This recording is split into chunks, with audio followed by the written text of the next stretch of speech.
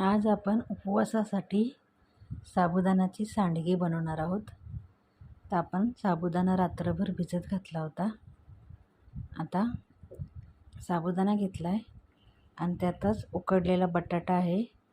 जेवढा साबुदाणा तेवढाच बटाटा घ्यायचा आहे आणि बटाटा छान असा किसून घ्यायचा, म्हणजे काही गुठळी राहणार नाही. तर दोन्ही एकत्र केले.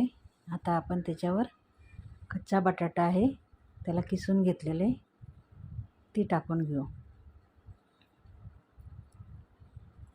त्यातच आता आपण व्यवस्थित मिक्स करून घ्यायचं. सर्व एकजीव झालं पाहिजे चांगलं. छान एकत्र एकजीव होईपर्यंत कुचलायचं चांगलं.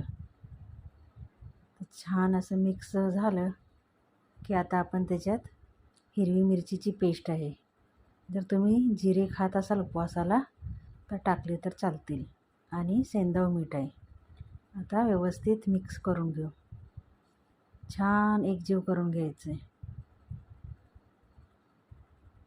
छान एकजीव झालेले आहेत.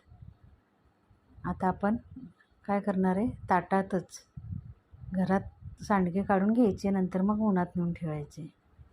ते एक परात घेतले आणि आपल्या आवडीनुसार छोटे मोठे कसे करायचे त्या हिशोबाने सांडगे पाडून घ्यायचे.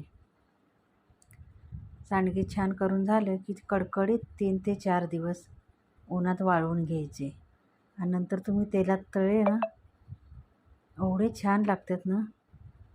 उपवासाला साबुदाणा खिचडी खायचा कंटाळा येतो, हा का नाही? तर असेच 4-5 आपण साबुदाण्याचे छान असे सांडगे तळले तर रेडी होतात सांडगे.